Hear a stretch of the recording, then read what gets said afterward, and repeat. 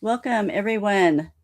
Thanks for being here, showing up on your Sunday. And thank you, Jeff, for coming and being with me on your Sunday. Yeah, Robin, Um, thanks for having me. Appreciate it. Thank you. yeah, I'm really pleased to have you. You have been a busy guy going on quite several podcasts and videos. Yes, And yeah. yeah, and you look like you're a little tan. Oh, good. It is summer here, so yeah. I do get outside a lot. I love being in nature. Yeah. How hot is it over there? You're in Canada, correct? Yeah, it varies. We had a bit of a heat dome, like it got really hot into the 30 into the high 30s like maybe 2 weeks ago, but then it got cool. So yeah, Wow. it's been perfect actually. This is the way I prefer it because we have the potential to burn up into a forest fire here, right? So a lot of forest in the area. Yes. And that's So where we are. I'm in Boise. And right. so it was 102 yesterday. Yeah, that's hot. Yeah, that's Yeah, really hot. it's too hot. It's And too so hot. Yeah, too hot. Yeah. and our hills, we don't have mountains. We have like hills, foothills, and they're Right. all on fire. And Yeah. so you'll hear Yeah. my voice raspy because all of the smoke is coming in. Yeah. So, Yeah, same thing here. I have the windows open. There's a forest fire up the valley, and then the smoke comes in every now and then. So it comes into comes into our area here. So yeah, I yeah. know this is the new norm, right? So it's pretty nutty. Yeah. Don't you Yeah, think that's happening an awful lot? Don't you think our forest fires are just getting more and more? of course, this is what they showed me. They showed me. So Oh, yeah, that fires would increase. Yeah. So this is just what's happening. Yeah, the forest fires are a sign of that. You got it. Yeah. well, and most of everybody here knows who you are, but I Nice. actually, with having you on the last show, we covered your book and you Yeah. did an excellent job on that. But I kind of wanted to go a little bit about your second, your Awesome. workbook here. And Yeah. I have Yeah. all these tabs. So Beautiful. I'm a Beautiful. tab girl. That's And great. yeah, and the only thing is, I had some vision problems in the last 6 weeks, and my vision kept changing. I was DKA, and I had to go into the hospital, and I was just close to a coma with diabetes. My pancreas was attacking Mm, my insulin in my body, sorry and to hear all this.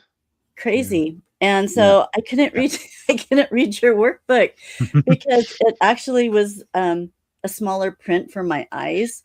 And now my Right. eyes have stabilized and now I can read it, but now it's too late. So you're gonna have to Right. help me with it. No Okay. worries. No worries. Yes. Yes. I have a copy of it too if we need to we reference Well, I page bet or you something. do. Yeah. Yeah. And Yeah. can you tell me, because your book is, you are just like this walking information. And Hmm. actually, I have another surprise for you. So hold on. Okay. We have Daniel. Hey, Daniel. Hey, Buddy, how's it going, buddy? doing well. Good to see you, brother. Yeah, you too, Daniel. Good to see you. I'm happy you're here. Jeff and Yeah. Daniel are friends, and I met Daniel and Amy, who were on our last show, for Nice. coffee, and I said, Yeah. "Why don't you come onto my show?" That's awesome. Yeah. And you Yeah. guys have secrets you can share. I want your secrets that you guys. Yeah. Yeah, we do. Yeah. I confide quite a bit into Daniel. Yeah, He's a great guy, so I'm happy he's here. yeah, he is. He's very nice. I really appreciate him, and so Yeah. we're gonna do another show with Daniel and Amy and two others in the next Nice. month. That's great. Yeah, it'll be fun. So, what are you doing, Daniel? I'm doing well. Just got in from doing grocery shopping, so I'm like Yeah. I'm So, running gun. So I'm same day, glad I man. was able to make it though. So thank you, Robin, for doing this, and it's great seeing you, Jeff, and everything. So Yeah, likewise. I don't want to mean to interrupt your questions for Jeff. So No, it's all good. So we're going to cover the workbook. Awesome. And actually, I want to, the very first part of the workbook, and you know how authors have their introductory and then they dedicate their book to somebody Mm, or some people.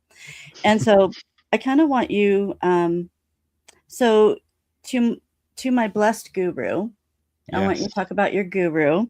And Yes. then the great masters, because I have something connected on that. but Yes. it's probably different. But I want to hear your side. And Yeah. then the elder, you said, I know you're elder, but you said my dolphin twin. So that Yeah. I want to know about. Yeah. Yeah. And then is the great guru of the galaxy different than your guru? Yeah, the leader, the leader species, whatever they are, yeah, yeah. Okay. I was just, yeah, So where's your yeah. We wife can. in this? Where's your wife in this? I mentioned my wife. She's in that. Is she What's not? her name? Kalika? Oh, yeah, that's right. Yeah. So I use a for her protection because she's a professional, Oh, okay. and so yeah, so I cover her name up, but that's the name I used in the book, and it kind of is an easy Okay. name to Okay. refer to her for. Yeah. Okay. So you're off the Yeah. hook. All right. You're good. Yeah, yes. But I have to like protect her, and there's a whole thing here, No. right? Where, yeah, it's you have to. Some people don't want to be associated with this, so you Yeah. need to reference them for your my sake, but keep their identity safe, so they're not so there's no linkage there. And Yeah. my name this is not my real name, Robin Hyatt. Right, And so right, I took my birth father's last name. And right. so, yeah, because you don't want people Googling you and coming to your home and saying hi and wanting to have lunch or things like that. Yeah, and well, in the professional world, you can get fired Yeah. for crazy Ooh, stuff like this, right? yeah. Yeah, people can attack and all that kind of stuff, and so yeah, you have to be Okay. very cautious. Yeah. Okay. That's not good. That's not Yeah. good. Okay. So let's talk about your earth guru. We'll start with Yeah, that. sure. So you just want to know a bit about him and where he's kind of the Yeah. whole I background mean, there? that's very interesting. And what you Yeah. call a guru, what does that mean to you in your life? And Yeah. So the West doesn't understand these things yet. And so so a guru is technically he's seen the afterlife, and then he's trained on how to utilize that. And he knows how to press the right buttons in the body to activate certain things. That's the summary, and then that knowledge is preserved, and it literally is because the human who is not properly trained in this stuff can damage. You can just damage yourself by giving yourself access to energy that you're not ready for. So there is a whole okay. process that has to occur, and then upon accessing the oversoul or the afterlife, you become a reflection. When you have the mind trained, you have the mind disciplined, you could say. It could be disciplined, but the mind is trained and disciplined on how to embody that oversoul, or how to embody that power. And then a reflection ends up happening for individuals. So the Okay. person ends up becoming a reflection for Wow. the oversoul of the other person. So Okay. and as they are living their truth, their source, as they're speaking their words, it just happens to end up being the person's truth. The person who's listening, it's their truth too. They can feel it. They end up embodying that power. And so a Okay. very magical thing ends up happening where yeah, the guru can be a god. And it's not to say they're their god. It's they're flowing with the god. And it's so it's not to say that there's, well, some god over here that's lower than other gods. It's the field. And so they end Yeah. up being a it's a responsibility is what it is. It's not Yeah. a great thing where now he gets all this wealth or something that the West has kind of perverted, but it's actually it's a high responsibility. And I have been with this guru for over 25 years, and he's never Oh, wow. flinched. Yeah, he's never flinched. People just don't understand this stuff.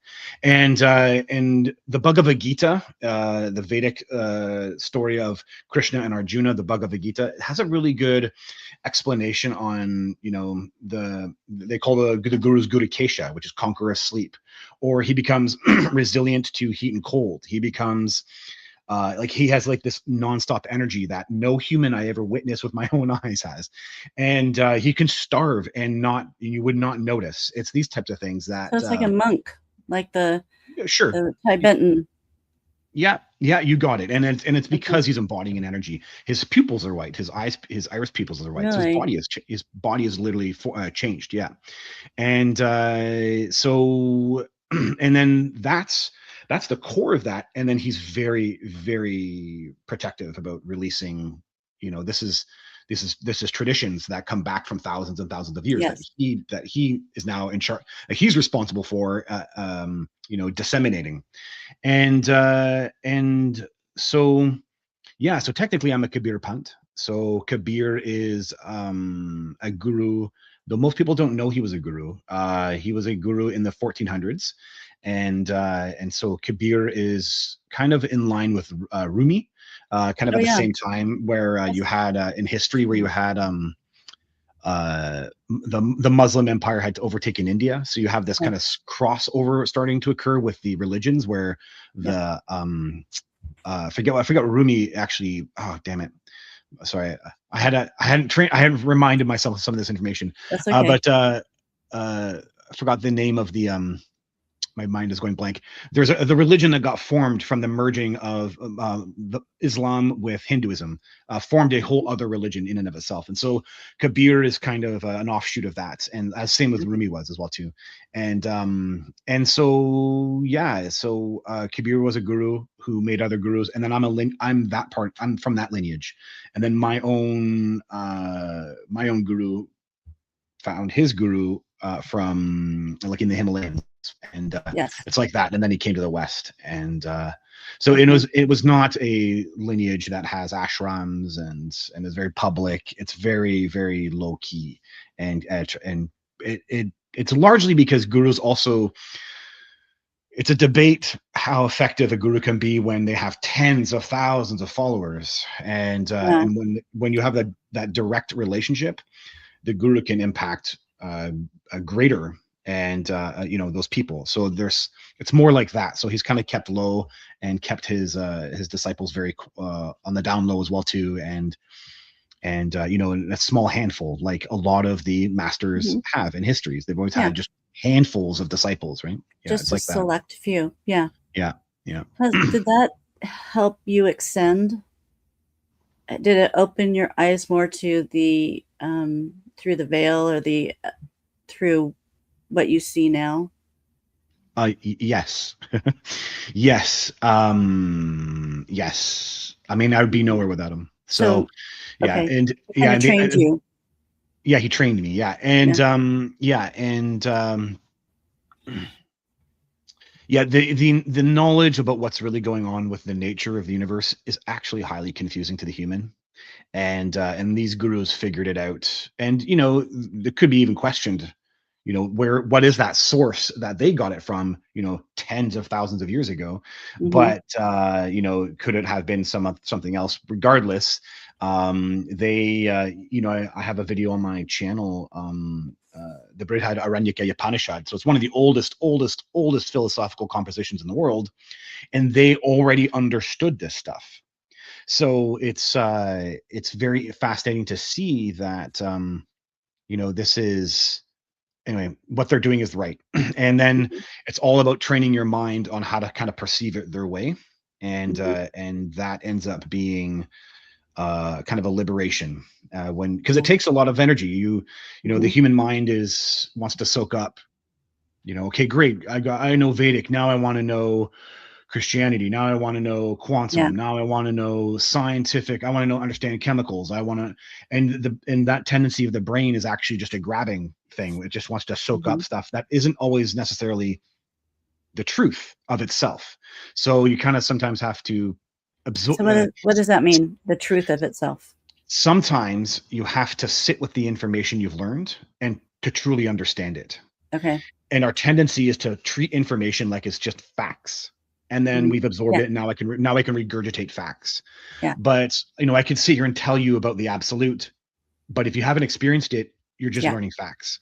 So it's like that. So you actually sometimes there's actually there's 4 types of gurus, and I won't go into them. But one of them, the guru that I have, is what we call a Bringi guru, and it's based off of the Bringi beetle in India, which is which is a type of beetle that makes a cricket sound, and then what it does is it captures the other cricket and keeps whispering the cricket noise into the ear of the other beetle till eventually that beetle ends up having the cricketing sound. Oh, so it's a premise that is a premise of the like almost the real truth of the guru is to be the source of repeating and repeating and repeating and repeating. So to tell me about the absolute 20 years ago, it was just knowledge. To tell me Mhm. about the absolute 15 years, I can start maybe thinking, is that an experience? 10 Mhm. years into him repeating the exact same thing, I all of a sudden start thinking that's that part that I experienced is the absolute inside myself. And in 15 Mhm. years, I got a better grasp on that. Mhm. 20 years, I have even a better grasp on that. And it's the same information, Yeah. Yeah. right? It's But the you same open up. information. Yeah. Yeah. So it's the human tendency is to treat it like it's factual, but you kind of need to absorb it over time, and that's what a guru does as well too. So Very interesting. I want a guru. Daniel, how do we find a guru in Boise, Idaho? Not fully sure. We'll have to be But looking. I can't go 25 years. I'll be 100. yeah, yeah, it's That is a amazing. lifelong endeavor. Yeah, Yeah. and it's all part of my path, and I'm eternally grateful for it. And the Yeah. aliens knew it, right? So there's a whole thing here where they knew this was where I was going. So Do you feel your Yeah. guru led you to your elder? it's the other way around. Oh, is it? Yeah, it's the other way The around. elder So as the came first. story goes, I was with them before, and I didn't know I was having contact, and then they were the ones who led me to him. So Okay. yeah, and that's very fascinating. And it was all through synchronicities through my to-be wife. So it's all the stories laid out in the book, but yeah, it's they led me to him, and that is very telling. So That's great. yeah. So your elder dolphin twins. Yes, yeah.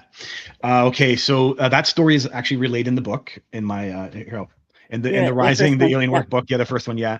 So in 2019, when I was kind of in a rough place, and the memories of the alien contact weren't exposed yet, so I hadn't gone down the avenue of aliens and UFOs, thinking that that had anything to do with me, but I could feel the discordance that something had I was having trouble looking or facing something with inside Mhm. myself.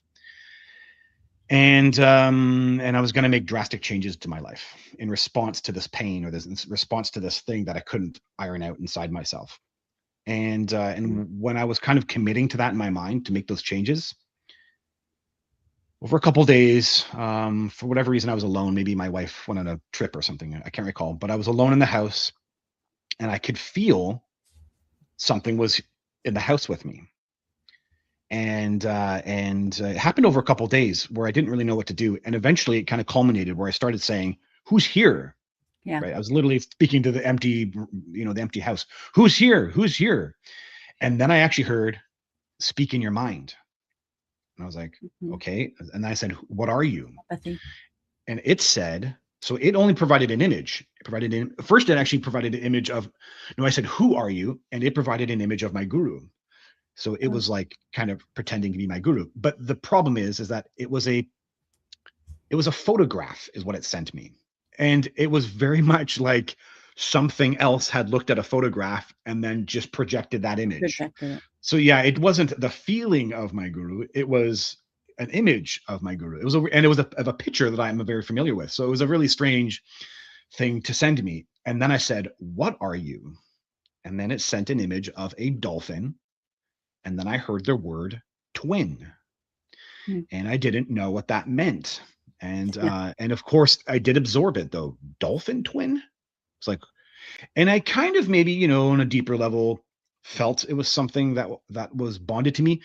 Now there was a whole mystery before I had the memories of the alien contact was there a guardian angel in my life? Was there something that was there Mhm. at crucial moments? Not, if you believe you have a guardian angel, you think it's going to help you with your business and your career and your Right. jobs and Yeah. making Yeah. money and all this stuff. And there was a period where there was no, we could say 15 years where there was no sense of anything. Mhm. But when this thing interacted with me, there was a memory of like, well, yeah, when I was 20, there was this sense that there was a voice talking to me, telling me I was going to meet my wife. There was a 2016, there was a sense that something had been in my bedroom and it felt like a guardian angel. So Yeah. is that what this thing is, this dolphin twin? And it was around that time that the orbs came back. Now the story is all laid out in my book, how that progression occurs. But the orbs and objects in the sky that were very similar to my traveling period all came back. Okay. And when they started to communicate in telepathy was when I really started to think, what the hell was that dolphin twin thing? And why is it all kind of culminating around this orbs talking to me in telepathy thing? And so that is a whole story in my book. But when you read it, eventually I discover a screen memory, and that starts opening up the memories of alien contact. Okay. When I started having flashbacks about this 4-foot tall, weird looking creature, gray alien type thing with a weird cone on its head, I pretty quickly put together that thing I kept having memories of was this dolphin twin. And then there was a sighting that actually confirmed for me that this was all the same stuff. This dolphin twin, these orbs and objects that I'm seeing out in my environment, these memories of this gray alien, this is all the same stuff. Okay. And so ever since, I can actually address these orbs and objects as my dolphin twin. So, and it responds, and it's more personal than the elder. The elder is like a colloquial term that I think describes her, but it's almost like affectionately, like as a friend, I would call her my dolphin twin. So it's this, it sounds a bit neurodivergent, but it works. And it actually contains the feeling that best describes that relationship. That's awesome. So that's something you brought in the orbs. That's something I was watching one of your videos because you have Jeff Selver on YouTube, and go over there. He has a great amount of information. I mean, you're just a walking like an encyclopedia for what we love. Beautiful. But you did touch base on the orbs on our last show, but I really want to go into it because before you came on, I said, you have so much information. I want to focus on something that people can really go into and we can really define for people. And then I watched your part 2 where you talked about going into an orb.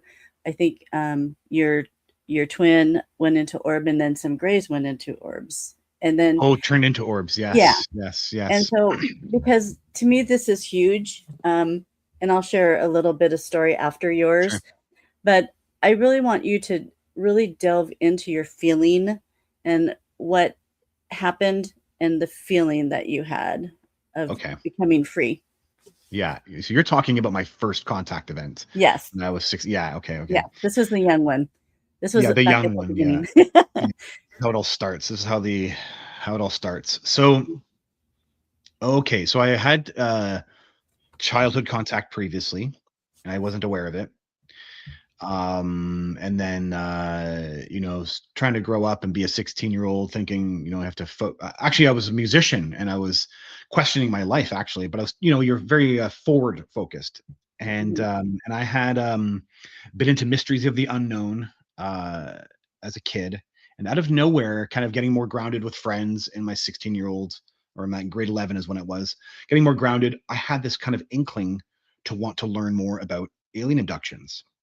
And a girlfriend told me about Whitley Strieber's Communion. And so I ended up, we found it in the library. I fully remember all these details. It's bizarre. And then when I eventually got the book, I got so excited to be abducted by aliens that I slapped the book closed. I fully remember this. In the middle of reading it, looked up to the sky and prayed to be abducted by aliens. Oh, And then it's like they responded, right? Be careful. Yeah, wish for it. And so I'm coming home one night, relatively around that period.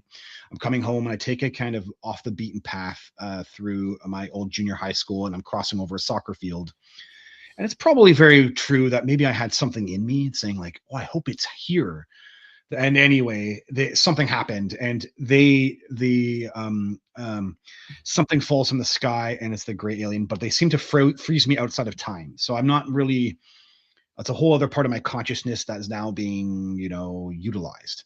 And then the entity is trying to convince me to come with it onto craft. And so what happens is I have kind of brief memory of actually having been on craft previously when I was a kid. Okay. And so it's like there's almost a moment where they're letting me remember that they won't harm me. And Mhm. so she's saying, she reminds me again, come with us to our craft. We'll bring you right back. And so she wants my permission. And I give it. I say, okay. And then there's a beam and I'm taking up. I peer inside of some type of hangar. And the premise is it's quite complicated or quite complex, all the details. But we basically walk into a room. And after I panic a little bit at first, Yeah. she does kind of calm me down. And she's got her eyes, basically she hints at, focus on her eyes, because when you do, you can kind of, feel the personality behind the eyes, because otherwise her appearance is striking at most. Well, And can you describe her? Is she gray? Is she a gray? yeah, she is a gray alien. And the skin was like kind of like, greenish grayish almost. Yeah. Okay. And like very kind of leathery. She's 4 foot tall. Okay. She's not very tall. There's images of her in the book and stuff. Yeah. Yeah. And You she's drew. Yeah. down angled eyes. Yeah. So it's not quite the side eyes. They're down angled and they're like almond shaped, but down Yeah. angled. She had a very pronounced jaw. So this kind of wild structure, this wild jaw structure, and then a slit for a mouth and two slits for a nose, and then she had this elongated cone, this kind of Elongated very head. Was it a cone? elongated head. Yeah. Okay. Yeah, it's like a cone head. Yeah, like the paracus, these Yeah. things. These, Yeah. it was almost like that. Yeah. Yeah. And then she is basically like insect like thin, but not insect. Sorry, I guess that's giving the impression of too thin, but very fragile in her appearance. Yeah, this kind of very thin arms and thin torso and stuff. Yeah, and so after a brief, everything's going to be okay. Just focus on us. They show me these cuboids that are my future outline of things to come, and I don't understand any of it. But for them, there was an event in my future that they were very interested in, and they wanted to partake in it, and they wanted my permission to do so. Hmm. And the bottom line is, they told me in this moment that I was one of theirs, and that they kind of gave me a memory of something I'd seen as a child, that my mom had something of theirs put into her when I was a fetus inside of her. So they were kind of making the picture that, you have us in you and you are one of ours. And we find this an opportunity to grow one of our own. So those kind of words really stuck in me. And they were also kind of explaining, I was a bit of a, neurodivergent kid at the time. So had a bit of a learning disability. So I was really gravitating towards music. I found myself to be an exceptional musician, but struggled, academically. Mhm. And so I kind of felt like I had some kind of genius or some kind of smarts, but I didn't quite feel like Yeah. I had real world smarts. So there was this Yeah. kind of like, who am I? What am I doing with myself? And then they were kind of saying, that's our part of us in you. And Hmm. so they were kind of like answering cool. things. Yeah, they were answering things in me. And so I kind of like agreed. I was like, okay, I'll do this. Now, I think the premise is that I didn't really understand it. There's just no way to frame it. It's like they're already in my life without my knowing. So it's almost like, how can you say no to that? And then second, they were answering things about myself. Yeah. And also this was just highly fascinating. So I kind of like saw this as a really smart thing to do, even though I was 16. And then at that time, they give me a command you can't look at this. Like you won't know that this is occurring. And that's best for both of us to make sure that this is successful. Oh, so the premise is here, they saw my future outline and they said, we're going to help you discover your soul. So that became the whole thing and I didn't know what that meant. There's nothing here that I didn't understand a thing about what that meant. Very young. Yeah. And they were kind of in control of it all. So I said, what do I have to do? And she said, just keep your heart and mind open to learn new things. Right? Yeah. Very basic, very straight. Yeah. Like, okay. And then that's it. We were done with that part. We go into a medical space where they put things into me. At that moment, I think they tricked me and they're going to, cut me up and use me for body parts and stuff. But they didn't do that. Yeah. But I panicked, like full on, right? Like went from accepting to this. Not what I signed up for. Exactly. You lied. Yeah, you lied. Yeah. And then of course, when it's all done, I'm like pissed at them. And I'm like, see, you hurt me. And then she's looking at me and she's like, where does it hurt? I'm like, there. And of course there's no markings, right? The Yeah. way they can get into you, there's no impact. And Yeah. then she's like, it's okay. You'll be fine. And you're like, okay, I can fully function. Everything's fine. Yeah, it's crazy. Cool. And then that was it. We get in front of this space and this door. And because of the surprise of what happened last time with the medical space, I Yeah. didn't want to go into this place now. Yeah. I was like, Don't no, I trust don't me. trust this. I don't want to do this. And she's like, it's okay. It's okay. We'll come with you. And then the door opens up and yeah, we were, right. It wasn't just me and this elder. It was me and this elder who was about 4 foot tall. And then these like really tiny ones that were kind of accompanying her. So, like an entourage she had. And it was like, there were 4 3-foot tall ones. And then, so when we were going into this space, those little ones also came back. And then they walked into the door first. The elder walks in after, and I walk in last. And the first thing that happens is it is a massive archway that we enter into. And the archway is like glass, like black glass that you can like look into, and it's emanating space, like outer space. Mysticism of the cosmos. It had this power, and like these subtle hints were inside of it, like gnomes and elves. So like the Really? mysticism of gnomes and elves, yeah, combined with this cosmos, this mysticism of the cosmos. And then inside were these like these bands of like golden light flickering, and they were emanating or felt like butterflies or like space butterflies or evolution. And those little things were penetrating my being, and they were making me feel, yeah, this is like God tech is what Like this stuff is. energy. Yeah. Yeah, it was God tech. So it wasn't just penetrating, it wasn't going into my head, it was penetrating my heart and the energy of my heart. And so it was all, yeah, I was being affected by everything. And then as I'm coming into the space, past the archway, it is this massive, massive, open, white, empty space that goes football fields in all directions, down, outwards. So clearly there's something off with this, the dimensions of this room, because it shouldn't have been this large in the craft that I was inside of. And as I'm walking, there is effects. There's like effects going on my skin. And I don't really, to this day, I still don't fully know. I think it might have been interacting with something genetically of theirs that was in me. But and I was hyperventilating as well too. So I was like, like this, and it doesn't feel like a normal hyperventilation. I'm convinced there was no air in the environment. And then I'm having an effect off of it, but because we're in frozen time, it doesn't matter. Like my body's still able to be there, and there's no need to grab air because my body's not, operating like it normally would. So something like that. And then basically I'm kind of like having an effect, and they sit there and watch me and let me, take a moment to adjust to it. And then they line up. The four little guys line up, and then line up all like in front of me.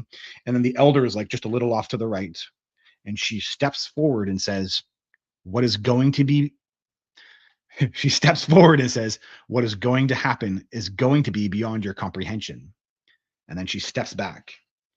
Cool. And then we all begin levitating.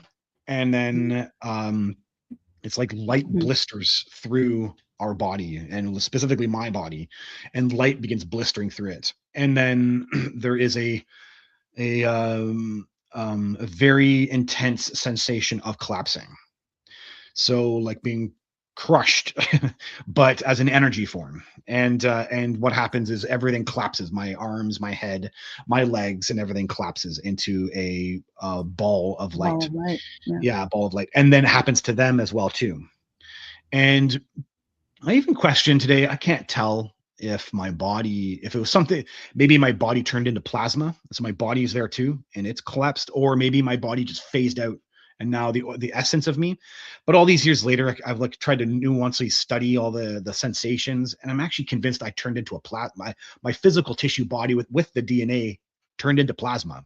So I'm there as well too. And now we do have cases of gray aliens, being plasma or being orbs and then materializing as full bodies. Okay. So I kind of maybe lean towards that as really what happened. My body was with me, and it just went, whoosh, and then the entire thing collapsed into an orb. But the bottom line is, at this point now, the only words I have are bliss rush. So, but it's more intense than a human Kundalini rising. It's like there was a dial in the room, like a dimensional dial that was turned up. So you're like, and yeah, there's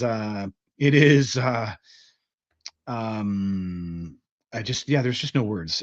I got transformed. So what ends up happening is the identity gets wiped. So I was no longer the 16-year-old anymore.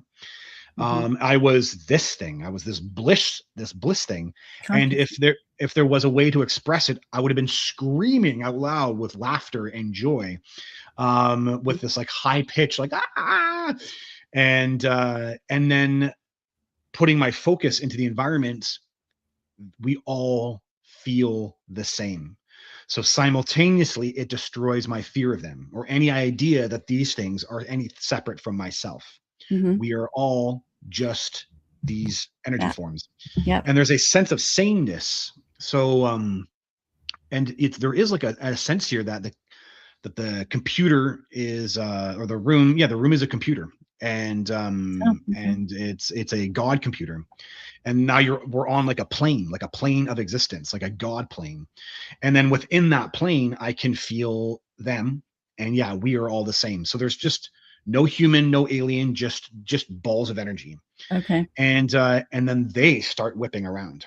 And and within kind of a very simple ease of thought, I'm able to move.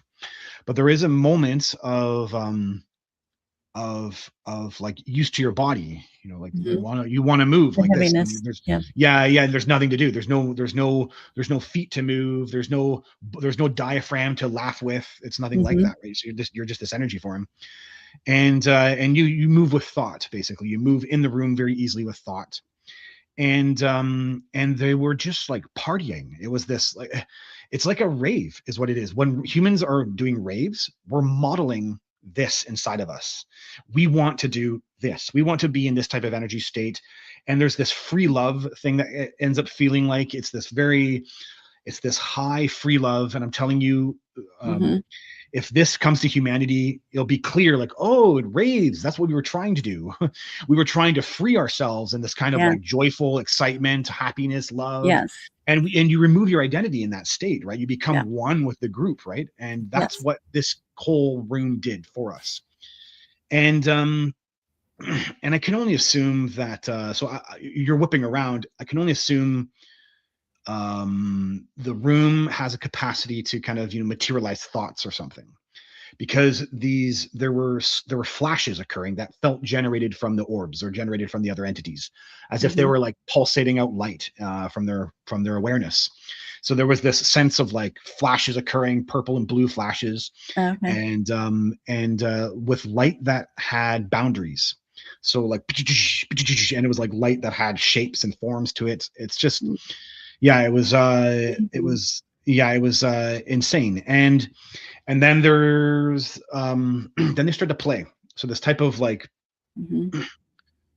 rotating, that basically where you got with another orb, and then it's like the gravitational pull, I guess you could say. You start rotating around with them. each other.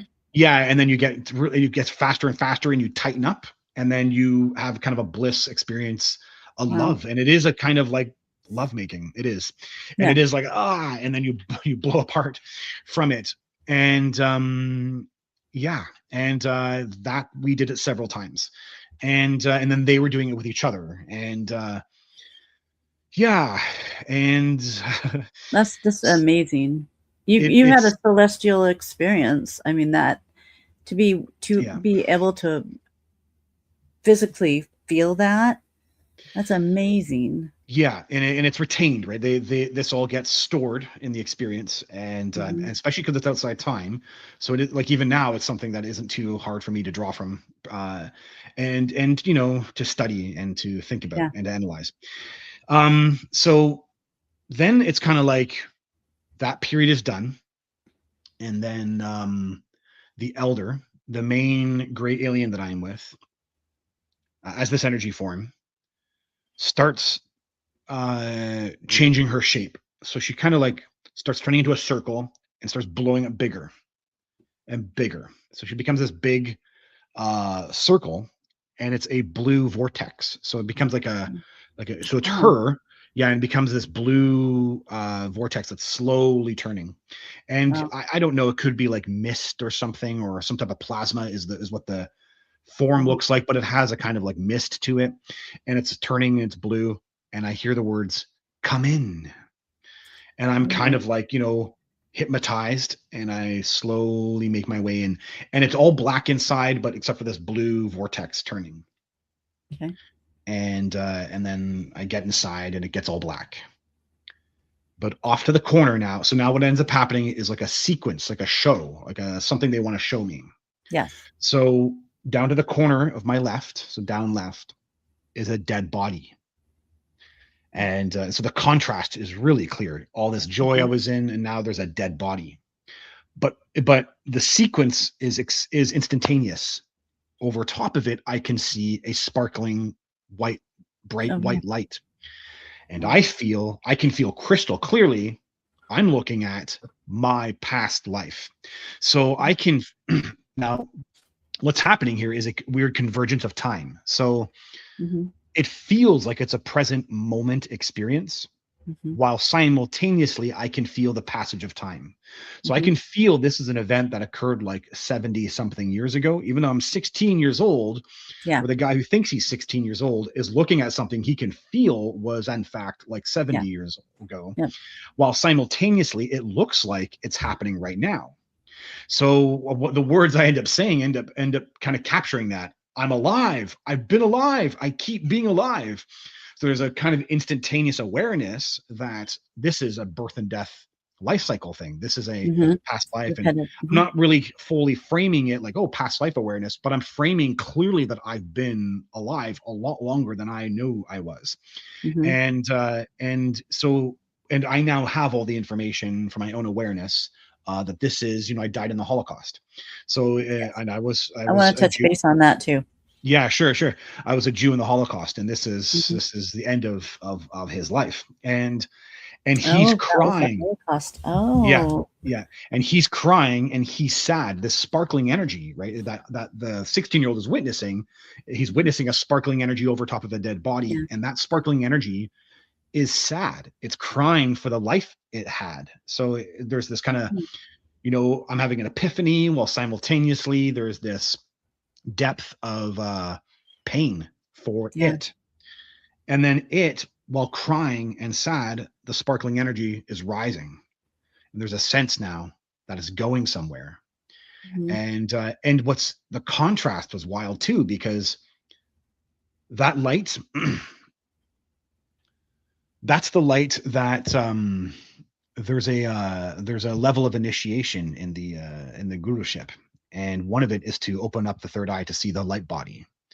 And it's very, when you see the light body, your life is changed. And I'm witnessing it here, but the contradiction. So it's the most beautiful light. It is the light, when you I've seen it before. I understand. Yeah. A lot of people, when they try to get there, they can open up pieces of it, and it's that light when you over the ocean, the sun over top of the ocean. It's like the golden sparkling light over the ocean, or over a lake, sure, and it has that beautiful sparkle, and when you feel it inside you, so but the sadness and the pain. So it had this contradiction of like, I'm looking at something that's amazingly beautiful, and then but it was sad. So there was this shared experience that the 16-year-old was having, feeling awful for the sadness of this beautiful sparkling energy. And then as it goes up, it's moving up and up and up, and there ends up being a veil. So I can see Oh. the boundary. And what's crystal clear to the third person advantage of this 16-year-old is I'm witnessing something that is now in outer space. So that was down on Earth and it moved Mhm. up to somewhere that is now in what we would call outer space. I'm Mhm. not, I'm not clear at that moment that's what he's witnessing, but he's going Mhm. towards the veil. And then he just passes through the veil. The sparkling energy passes through the veil. Hmm. And in doing so, it transforms. And when Yeah. it transforms into a completed self. And it's so completed, it has no emotions or attachment to what was just happening. Just happened. Yeah. Yeah, it just transforms. And then it is now. So there's a couple of details here that I've kind of understood over time. So I'm a 16-year-old looking at this transition, and it's almost like I'm looking through the 16-year-old's looking through another veil, like as if it's peering through a wall or transparent wall that would be the afterlife for this energy, but is just part of this sequence of events for the orb. But it's almost Mhm. like there's like almost a thin, like translucent wall it's looking through as it watches the chain of events in the afterlife. So there's a weird kind of dimensional effect going on here. And then the gray alien that's behind me, the gray alien that I'm inside of, right? As Oh I'm yeah. inside this Yeah. Yeah. thing.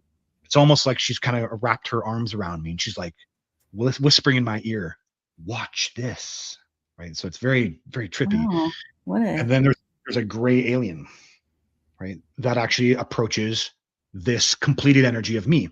Now I can only call this completed energy my oversoul, right? Oversoul, higher self. In Vedic, they call it the Paramatma. There's also the term causal body. So whatever people want to call this, it's you, but it's not you. So it's not the identity I that you get know it. to Yeah. yeah, it's Yeah. not the identity of you, but it is you are a part of it. Your Mhm. awareness is a part of it. Mhm. And yeah, and you will depending on what you do in this life, you can merge back into it. And that's the whole point, is Mhm. to take parts of it and put it into manifest reality. So it is now completed in the afterlife, and a gray alien approaches it just as it came out of that last life. Really? Okay. Yeah. And so it is very much like I'm looking at like this is how advanced the aliens are, right? It's like a Photoshop, like of real events, and they're real because the 16-year-old is having a shared experience with it all. So Mhm. he's being transformed by the sharing of energy about the awareness, Mhm. and so there's no way for me this is not real. I know this to be real because it's still part of my awareness now. So there's no like games going on here, but they do seem to cut out sequence of events to make this succinct. Like they can slice it all together, so it becomes a sequence that I can watch over. That Mhm. obviously, maybe I don't know how time passes exactly in the afterlife, but we could Yeah. say 20 or 30 years of a life in the afterlife was sequenced out into a couple clips. That is what they wanted me to see, right? So yeah, Mhm. so there's this moment where the gray alien approaches my oversoul. Then the next sequence is my oversoul looking over top of the earth, and I'm still in the afterlife. The orb is still watching from that vantage point, as if it's watching again through the veil in the afterlife. And then there's the oversoul overlooking earth, as tall gray aliens are coming up from earth, and they're entering literally as if like walking into the afterlife, and they're making a communication about what choices humans made. Yeah. And as if in the They're 50s, reporting. yeah, as if in the 50s, humans made a choice. And the Mhm. most Oh, important part was that that choice affects things that happen in the afterlife dimension. yes. Yes. So it's like if there is, I've kind of done a lot of research now, Eisenhower meeting or something like that, or even if there's some type of communication that happened between non-human intelligence and humans, we kind of always imagine, these are Star Trek characters and everything, and we aren't even comprehending that humans are we are innately affecting other dimensions, but that our Mhm. choices with non-human Mhm. intelligence affected other realms and other spaces. Mhm. And that's what was being communicated here. And my own oversoul was waiting for that choice to be made, so it can make a choice about me, what to do with his next incarnation. So he needed that kind of information to know how to handle the next incarnation. And so upon learning that information, he begins to, or at least the next sequence of events is he's building me.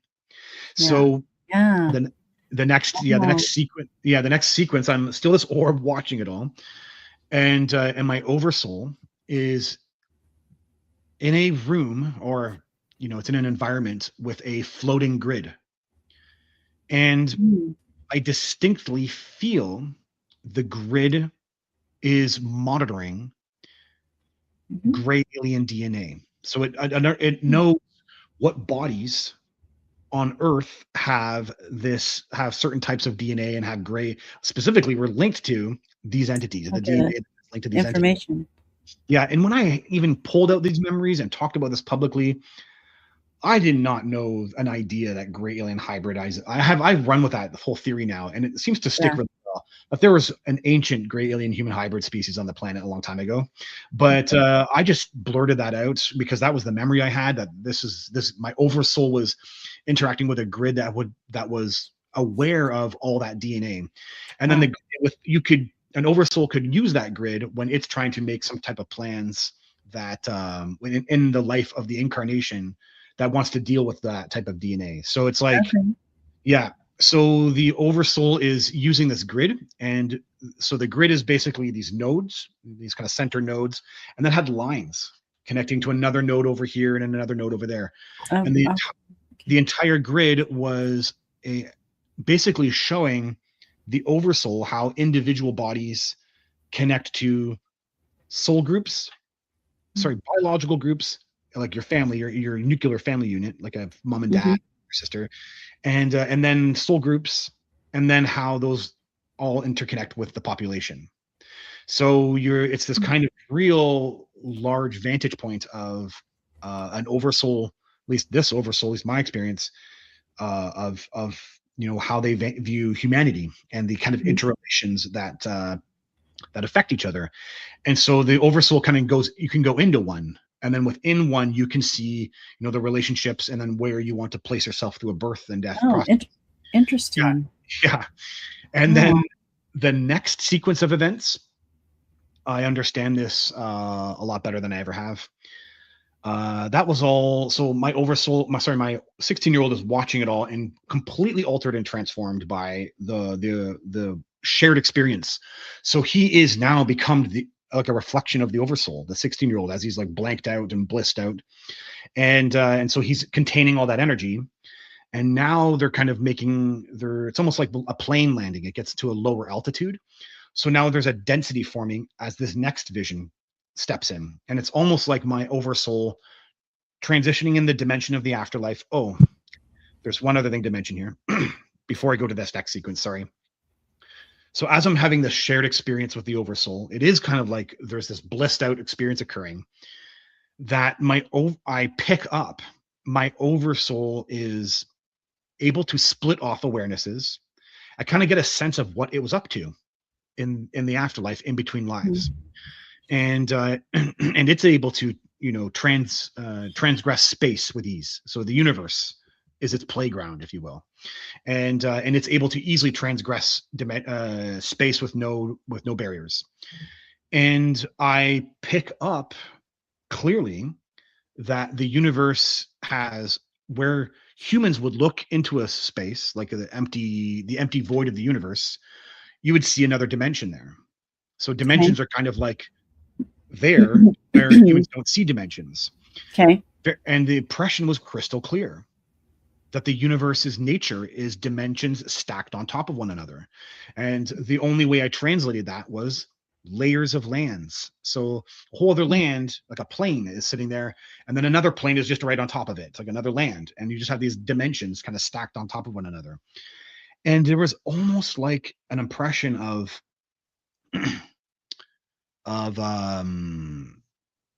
something that we would idealize as heaven. So a Yes. real, Okay. Yeah. a real city, a real angelic city where Level. oversouls go to. Yeah. Yeah, and my own oversoul has friendships there. Mm-hmm. So Hey Jeff, beings. can I halt you a second? Daniel Yeah, needs sure. to leave. Oh yeah, Daniel, Yeah, he's definitely. messaged me. Are you okay, Yeah, Daniel? I'm glad you popped on. yeah, Yeah, for sure. No, I just wanted to yeah. let you guys know I have a few minutes left, but I don't know if you wanted to ask any particular questions related to me and Jeff before I pop off, and then Jeff can continue, or I don't know how you wanted to Well, decide. you were talking about orbs, Daniel, and it's very interesting that people that actually have sight, intuitiveness, and have Mhm. abductions, as very young children, we see orbs, and Yep. that's why Jeff and I want to continue on with what you're talking about, but it's very interesting that you, as a human, collapsed into an energy. Right. Yeah. I mean, that is like amazing. Do you know how amazing that is? Like that's, Yeah, I I still mean, have trouble we've computing seen it, but them, but we yes, haven't yeah. become them.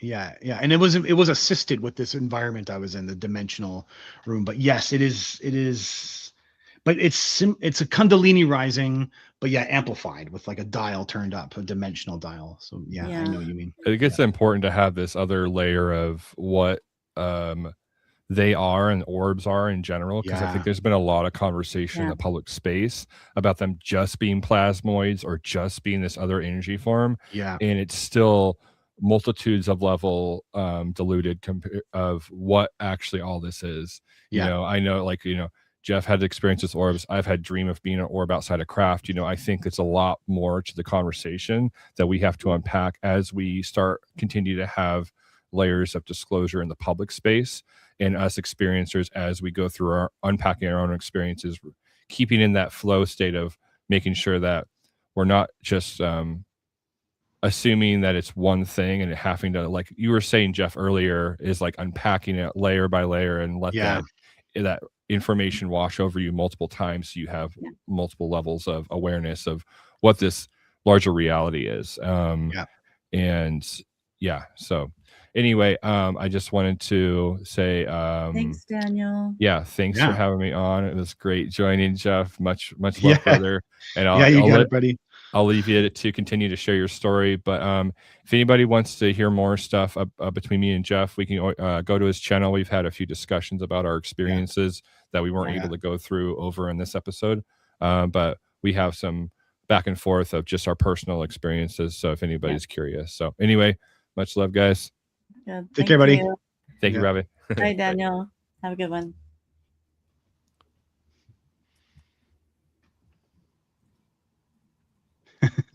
Okay. Oh, Okay, there it yeah. is. Okay.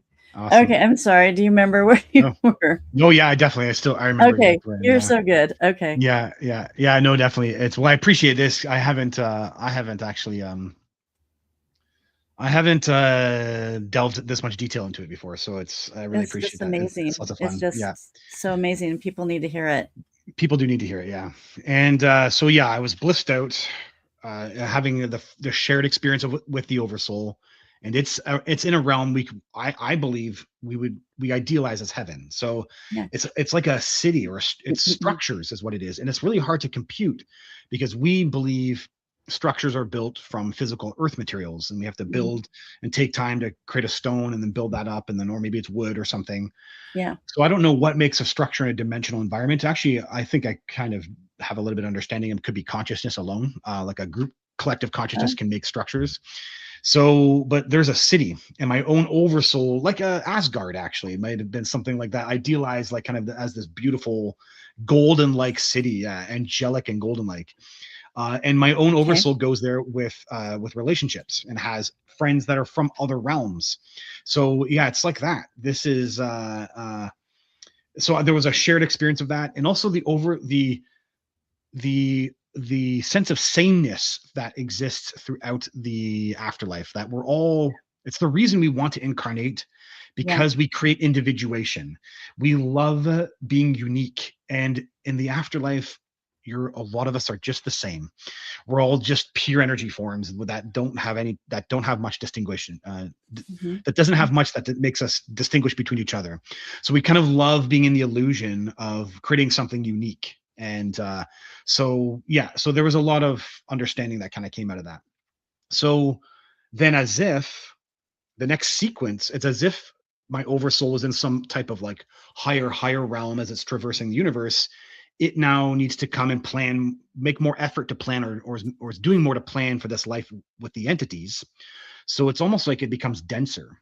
And then the environment is, the next scene is almost more dense as I'm watching. And so my oversoul is in what I can only call is an alien environment. It's like a craft or some type of it's in some type of base. So now it's the oversoul, but more solidified as in a real environment. And in this room is a table, empty table. There's a gray alien in the back who is working on the holograms that the elder showed me earlier in the contact event, that were the outlines of my things to come. So it's like the future outlines. So then there's like an alien in the background working on that. Okay. And my oversoul is here, and the gray alien, the elder, is in the same room. Okay. And my oversoul at the top of the table does this like energy vortex out of its belly, basically, and spews out a cocoon of me, of what I'll become. So it's the outline or the cocoon of Jeff Selver in this kind of like blue. It's like a mummy looking thing, or not. It's just like as if it's the outline of what I'll become. I don't know how to say it. It's like a plasma outline of what I'd be, and it's placed on top of the table. And then the elder to my left, or to my oversoul's left, at the side of the table, removes her essence. So she's now kind of removed out of the body, and then she overlays herself over top of that gel to make there be. Yeah, which will become me. Yeah, which will become me. Yeah, you got it. She merged. Wow. So she merges. Yeah, so she merges with the gel, and so she creates an imprint in that gel that I guess can be used to help guide or do things with, right? And maybe observe scientifically as well too. Well, they said that they have some of them in you. Yes, and remember dolphin twin, which you highlighted, right? So spirit twin. Yeah. So here she is making me her spirit, making her my spirit twin. Yeah. So she creates that merging, and then that's it. The next scene is the Jeff Selver me is a blue orb being placed into the womb of my mom by these kind of random gray aliens that are worker gray aliens, and they're placing me into the blue orb me into the womb of my mom. And then the next scene is like as if it's coming out of the birth canal, and then the 16-year-old forms his body back. So coming out of the dimensional sequence, and I'm now back in the white room. Okay. And I am so a kind of like weird psychosis occurs instantaneously. Well, first off, actually, before that one is I can feel who controls my physical tissue body now. So we have this illusion that the hands I'm using right now, it's all chemical processes in the brain, and that moving my fingers is because I'm commanding my hands to do that. But actually, that's all one singular awareness. The energy that's around your body, the energy that's in your body, the energy coming out of your eyes that's making sight, the thought processes, it's all one energy of awareness. And so there was this kind of grand understanding of that as I'm the 16-year-old back in my body looking at my hands. And then there was the feeling of like a psychosis, like who am I? Am I the 16-year-old who I've known, I believe to be all my life, or am I that thing now, this energy that I just saw? And the aliens don't give me a moment to even reflect. They all walk out, and so they're formed as well too. And then we walk out, and then I'm out in the hallway, and I can feel. It's why I kind of have a belief that my body was actually a plasma as part of that orb, because I could feel my DNA was activated. I could feel light in my DNA. I could feel my body, the cellular structure of my body was like emanating light. Mhm. And so I guess like a gene trigger had occurred in the room, and I was now like Wow. encased in a vibration that was activating it. And then they're just like moving me along. So they take me to another space. This is So you're total. out of the white room now. I'm out of the white room. Okay. I'm in another. They take me to another room, and this is all it's so over the top. I'm very aware. But basically, I'm in this room, kind of where everything's blacked out, and then the elder who took me there walks into the blackness, and she grabs something and comes back. And then what she has is a book in her hand. Hmm. And so she opens the book and she says, "Look at it." And I look at the book and I can't really understand it. But what it is basically like it has a sense of like being like a wizard's book, like a book you'd find on a wizard's bookshelf. It had like a mysticism or magical feel to it. And when she opened it, there's these holograms that kind of pop out of it.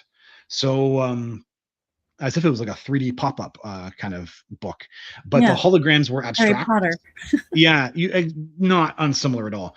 Yeah, but the holograms were abstract, so they were yellow and red, and they kind of like had bending things to it, and I Okay. couldn't understand what I was looking at, and I could see script actually on the pages, and the Wow. script had like metallic blue, purple hue to it, Hmm. and then she's like, "Stare at it, like look at it," and I can't read it, so I don't understand. But then the whole thing starts becoming hypnotic, and now they had. When they did the medical stuff in me, they put implants into me. And one of them was they put something up my nose. And I'm convinced there was something at that point now in my mind, in my Okay. physical tissue brain. And whatever was happening with this book, it's now starting to go in me. Activate. Mhm. Yeah, it's going in. And there's a sense of it kind of like zit, zit, zit, zit, zit, zit, zit, zit, starting to like go into this, maybe this, chip or this gem or this, whatever this thing is inside of me. It Okay. started to go inside of it. And then that was it. As if I was like kind of shocked. She closed the book. She puts her hand up to my temple and says, "This is for later," as if the book was for later. That's it. We walk back out. I didn't explain that when I had the medical thing done, I had my clothes taken off, so I was in my underwear the entire time when I was in the white room and everything, and in this space. Yeah. And then she's like, "Put your clothes back on." And when I put my clothes back on, the tall gray aliens who were the medical beings, I was terrified of the first time I saw them. Yeah. But now I could feel them. So I could feel like I had a sense of like I could feel them, and I knew they weren't scary. So there was a total click happened to the 16-year-old from the Yeah. white room. These guys aren't scary. In fact, I could actually feel them, slightly, and they were actually quite kind. They just, had these crazy faces. And so there was a sense of like, oh, I was like, oh, okay. And then putting the clothes on, I actually felt like this was a costume, because it was like the costume of the 16-year-old. And here I am looking like a 16-year-old again. Yeah. But wasn't I this thing? I was like kind of confused about it all. Yeah. She takes me back to the transporter pad where we came in, and she says, we'll see you in a bit, or like later, basically. And I have no knowledge about what they're planning, what they're doing. And basically that was it. I'm fired back down onto the field, and I hear booming telepathy in my head, "Go home." And then that's it. I am now walking. On Earth. And Yeah. so I was, I had memories of this contact for years and had no knowledge. How the hell does a 16-year-old see the afterlife and not know it? Oh yeah. Oh yeah. But then I had to go down this rabbit hole, and I was encouraged by them in telepathy to do this. And if you were to stop time and your body's in physical stasis, so the brain and the tissues of your body, so that the normal ways you generate memories in your physical tissue brain are in stasis, and then they put you through all that, and then there's also a command to not look at it, that type of stuff. Could they literally seal it up? Yeah. And that's what ends up happening here. They end up sealing it up. So the 16-year-old has no knowledge the contact event occurred. Yeah. I had a crazy dream that I was floating over top of the trees. That night I'm left with an imprint, because I do remember going home and feeling like, whoa, I love life, but I keep when you don't have the knowledge of where it originates from, I end up thinking it's because, I wonder if this is tied to my music. Like, You try to rationalize it. I'm going to be famous. I think I'm going to be famous one day. You're like, something like the spirit is with me. I'm going to be famous. And so it's just all music. For me, it's all like, oh, I'm going to be a musician and I'm going to be famous one day. And so I had this good feeling about my future. I don't know what it is. And then that night I have a dream. And the dream is I'm floating over top of the trees where the contact event occurred. And it feels deep and mystical and powerful. And it's the deepest dream I'd ever had at that point in my life. So affected by the dream, I drive back to the location. And I step out of the car in awe and wonder at the nature of the dream. What the hell was the dream all about? And I remember walking across this field, but I have no knowledge about what happened on the field. And I just kind of associate the dream with reading Whitley Strieber's book, Communion, and that my mind had expanded from reading that book. That is it. And over time, I do have a fascination with death. No, not death, but imagining my spirit outside of my body. But, it just fades through time. And I live out my normal teenage life. And then eventually the aliens come back and that's the story. But that's how it all rolls out from there. And see, I talk about the God code a lot. And your whole experience was the God code. That whole thing was coded and sequenced. I actually am doing a reading for a lady, and I sent part of my channeling to her, which is a segment kind of how you're talking.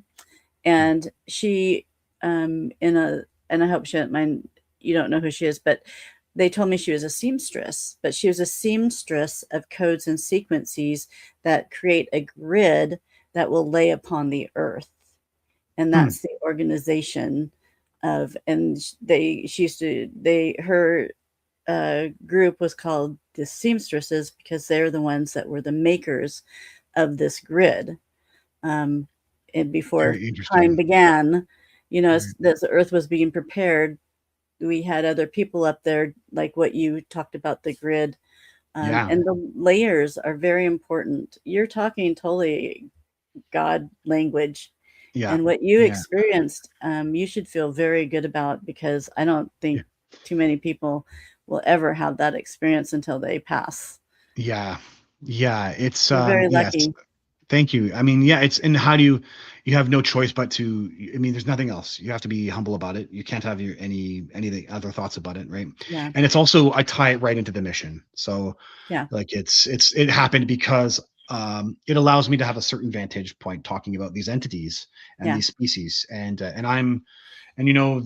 there's pain that goes along with that too. So it's something that I'm humbled about.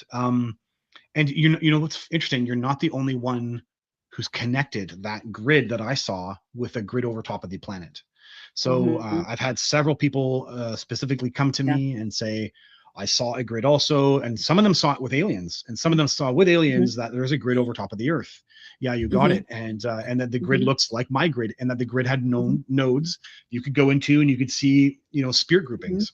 So you're talking all the same language that I recognize as well too. Yeah. And I think one experience I want to tell you about, and that people probably can relate to, I had a really good friend and he passed of COVID, and I was kind of raised with him.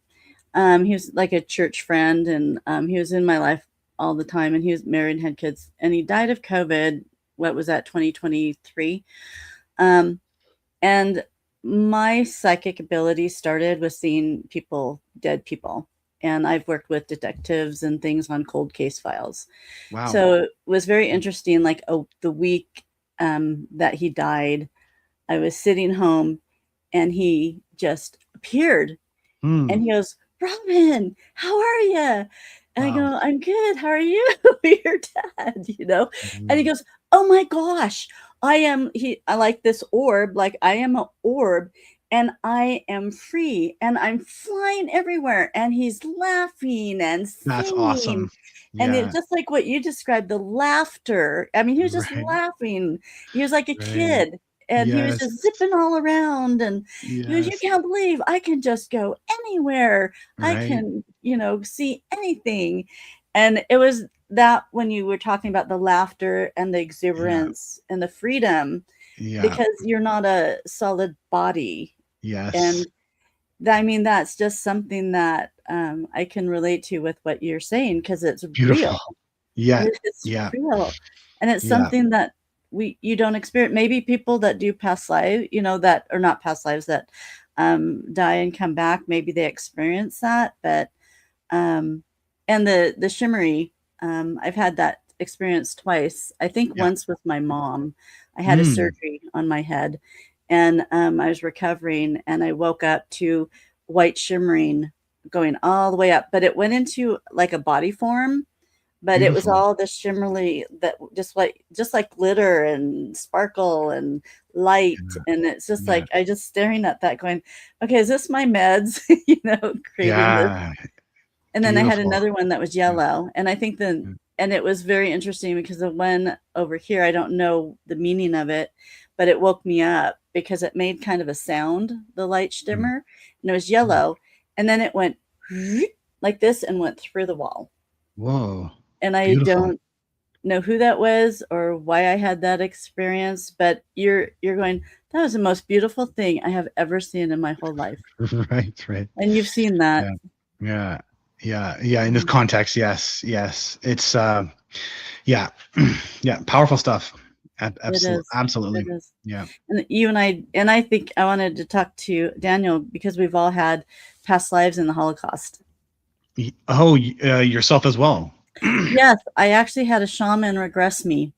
And she had me going down this hallway and to choose a door. And I walked through the door and went to a balcony and looked down and saw a woman, and she was a nun. I knew I'd been a nun before, and she was a nun. And her people that they've been safe harboring, and it was Poland. This was Polish. And it was, the narrow streets. The streets were really narrow. And the Germans were gathering up the Jews, and the Polish Jews. And this woman that looked nothing like me, but I knew she was me. I mean, we didn't even look even close, but she was totally. me. I knew she was me. And I even remember kind of going off the balcony and kind of standing by her and like staring at her going, oh my gosh, this is me.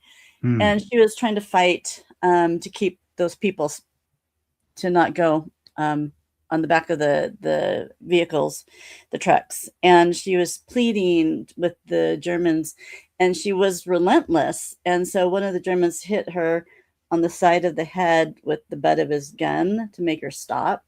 And she fell, and, they had the habits on, and then blood was running through the habit. And you could see the people that were lined up that they wanted to help her, but they couldn't because they were so scared.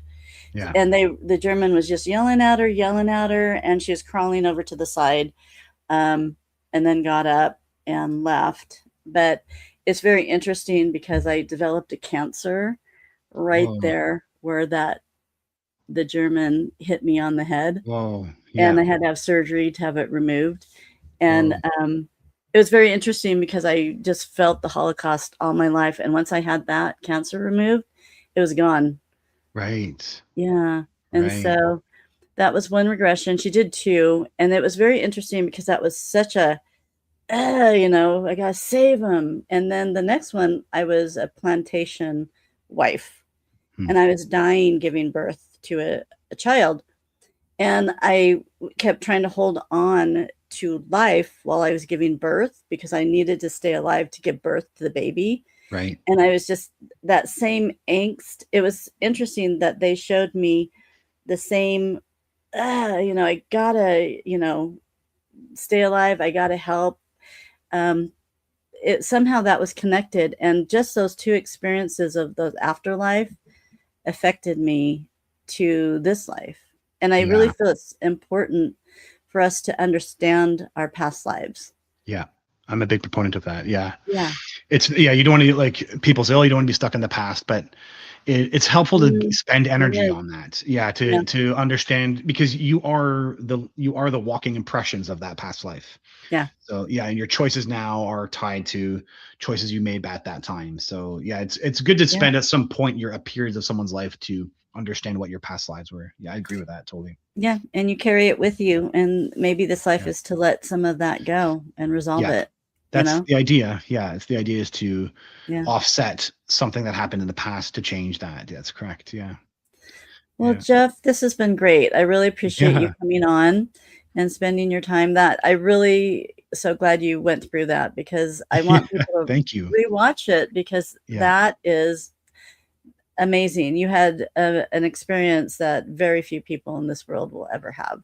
Yeah. And so it's Yeah. nice that you are sharing that, and we need to really understand. You're just such a wealth of knowledge, and we just need to break you apart. 'Cause, like, this segment, I learn about this. That's it. Yeah. And I you're agree. I totally agree. Yes. Yeah. I feel like I have to too. That's my role. My job is to find you're a ways to teacher. get the information out. Yeah, 100%. Yeah. And it's all And it's at a critical point in our history. It has to get out. So yeah. it is, because Yeah. what if we do have the presence of the grays coming down, and how are people going to react? Yeah. Yeah. Totally. There's a lot of problems coming, and something might look terrifying that is high. Like we assume, oh, higher level or higher dimension or higher this is always going to have a nice angelic presence to it. Yeah, like the And angels we see. Yeah. yeah, and it could actually, Steven Spielberg, I think, was on the right line here with Disclosure Day, where at the end you see these crazy faces, and in fact, these faces are tied to something that actually might be higher than us, Mhm. and something that Mhm. looks scary, or maybe even walks scary and behaves scary. Actually, in fact, is when you get on its level, kind of the same way I had with that medical being. First, I was Yeah. terrified of it in the medical room. Then, when I found out I kind of got on its level, I was like, oh, it's friendly. Oh, Yeah. it's actually got a really nice heart. It's actually more Yes. friendly than you think it is. It's like it's Yes. actually quite caring. Actually, he's just dealing with a Oh, crazy yeah. human And who's wise. all Yeah. stuck in his world. Yeah, yeah, yeah, and wise. Yeah, 100%. Yeah, Yeah. golden hearts. Actually, that's what I would say. Like hearts of children is what I feel from a lot of these entities. Yeah, but they have crazy faces and crazy behaviors, and we're dealing with a species that is dimensionally outside of our realm. So Yes. they're in the moment, there's mistranslation where I think they have to I got manhandled in my contact events too. So it's because we're dealing with a physical species versus this other realm, Mhm. and so there's just different things that occur here. But Yeah. yeah, you're right. We need this information to help with something that will look scary that is less scary than we think it is. So And since you and I see these things, we're not super scared of them, yeah, but the common yeah, man will totally. not totally understand that. Yeah, and we're And talking eight, like there's you and me, and then there's probably the people in the field, but then there's yeah. 8 billion people on the planet, right? Yeah, it's Yes. like that. Yeah, you Yes. got it. Yeah. Totally. And they're just here to survive their day and their lives, Exactly. and then you throw Yeah. a alien at them. It's like, what the heck? Yeah. So Agreed. keep up the Yeah. good work, because you're Thank you. meant to be here to be a mouthpiece and to open people's eyes and hearts. And maybe they may not absorb it now, but they might in the past, Yeah. something might Yeah. resonate with them. And I just do want to say that not every gray alien is benevolent. There are some malevolent species out there. And I think that's just discernment. And have you, okay, so E.T., remember E.T., The movie, Spielberg? yeah. Yeah, yeah. And do you remember the finger, the thing at the end of the E.T. Phone Home. movie where the finger Somewhat, lit up? yeah, yeah. The classic image Yeah. though, yeah, yeah, yeah. And that means something. That Steven Spielberg, they say that was those were actual events that he was taken in that movie. That movie was actual events that he was getting classified information from. And that finger thing believe is that. very important, I think, to understand that if they will connect with you in a special way, you will know that they're good. And Yeah, the right. malevolent will not do that, but Hmm. the benevolent will connect Hmm. with you. Hmm. I'm trying to say that in the right way. Sure. Yeah. No. Yeah. The honest truth is they can approach me. My email is jeffsilver@gmail.com. Yeah. No one has ever approached me with a malevolent story. With Yeah. what? A malevolent gray alien story. I've never And been approached by anybody. Yeah. I And had one. yeah, I don't doubt that they're rough. Yeah. That's the thing. Like, I don't Yeah. doubt, and they're hyper psychic and they're hyper intuitive to humans. And so Yeah. I've had, so that's why I think my story sometimes is helpful too, because I've had Yeah. this extreme, but I've also got manhandled by them. Yeah. And you kind of see that yes, and the period of my life that occurred in, and the reasons it occurred, the entities are not perceiving things in our linear fashion the way we are. And that's it. I mean, yeah, and I'm not opposed to hearing those stories, actually. Yeah. But I do have a different take on some of this stuff. But yeah, and the other that's ones might be hybrids. You never know. Yeah, and the honest truth is, still, we don't fully know exactly what's going on. We don't know. Yeah, exactly. But what you know is awesome, and so keep sharing the word. Okay. Thank you, Robin. Appreciate you having me Thanks, on. Yeah, Jeff. I appreciate it so much. And Thank you. also get his books. That will open your eyes, and this is a workbook, and so it will help you through opening your eyes and going through what you did to the level that you are. Beautiful. Okay. Thanks, Beautiful. Jeff. Thank you, Robin. Hang tight. Thank you. Bye, guys. We'll see you next time.